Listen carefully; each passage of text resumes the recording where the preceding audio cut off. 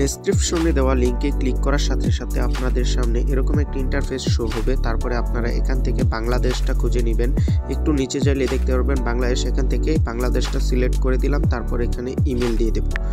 এখন ইমেলটা দেওয়া হইলে আপনারা এই যে দেখেন নিচে দুইটা আইকন রয়েছে, এখানে আপনারা টিক মার্ক দিয়ে দিবেন। তারপরে এখানে একটি স্ট্রং পাসওয়ার্ড সিলেক্ট করে নেবেন, বা আপনারা নিজে থেকে একটি স্ট্রং পাসওয়ার্ড লিখে দিবেন যেন এটা আপনাদের পরবর্তী টাইমে আপনার মনে থাকে।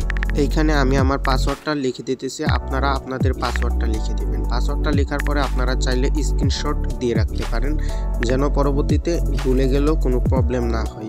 তারপরে রেজিস্ট্রেশন দিবেন, এখানে পাসওয়ার্ডটা সেভ দিয়ে রাখবেন আপনারা যেন পরবর্তীতে ভুলে গেলেও প্রবলেম না হয়।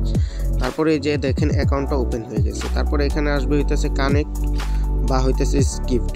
আপনারা চেষ্টা করবেন স্ক্রিপ্ট দিয়ে দেওয়ার জন্য, কারণ এইগুলো হইতেছে আপনাকে আর কি বুঝিয়ে দিবে কোনটাতে ক্লিক করলে কি হয় বা কিভাবে ট্রেড নিতে হয়। তারপরে এইগুলো আমরা স্ক্রিপ্ট বা নেক্সট দিয়ে এইখানে ক্লিক করার সাথে সাথে দেখবেন ভেরিফায়ার অপশনে চলে গেছে।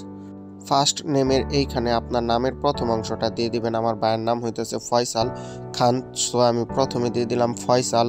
তারপরে সেকেন্ড নেমের জায়গাতে আমরা দিয়ে দিব হইতেছে নামের দ্বিতীয় অংশ খান। আপনার নাম দেওয়ার পরে আসে হইতেছে ডেট অফ বার্থ।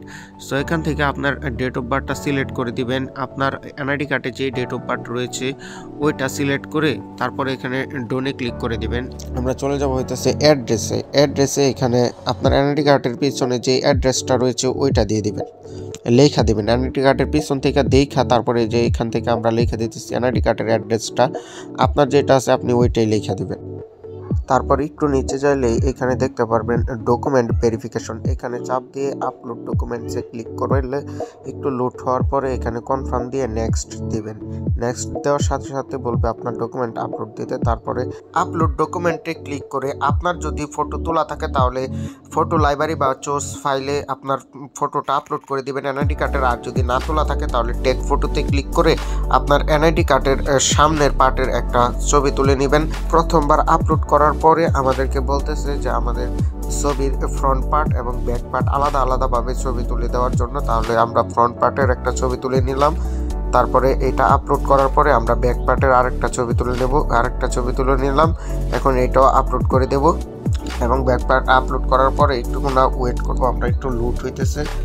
লুট হওয়ার পরে আমরা নেক্সটে দিয়ে দেব। তাহলে এখানে একটু অপেক্ষা করতে হবে, এটা আমরা একটু ফাস্ট করে দিতেছি। এইখানে একটু ওয়েট করার পর যখন এরকম একটা ইন্টারফেস শো হবে, সো আপনারা একটু নিচে টান দিয়ে যাবেন। তারপরে নিচে দেখতে পারবেন যে আপনাদের অ্যাকাউন্টটা ভেরিফাই হয়ে গিয়েছে। সো এখন আর কোনো কাজ নেই, এখন শুধু ইমেলটা কনফার্ম করলে আপনাদের অ্যাকাউন্টটা ভেরিফাই হয়ে যাবে। ভিডিওটা সম্পূর্ণ দেখার পরও যদি আপনাদের কোনো কিছু বুঝতে অসুবিধা হয় তাহলে আপনারা সরাসরি টেলিগ্রামে আমাকে মেসেজ দিতে পারেন। ডেসক্রিপশনে আমার টেলিগ্রাম চ্যানেলের লিঙ্ক দেওয়া আছে।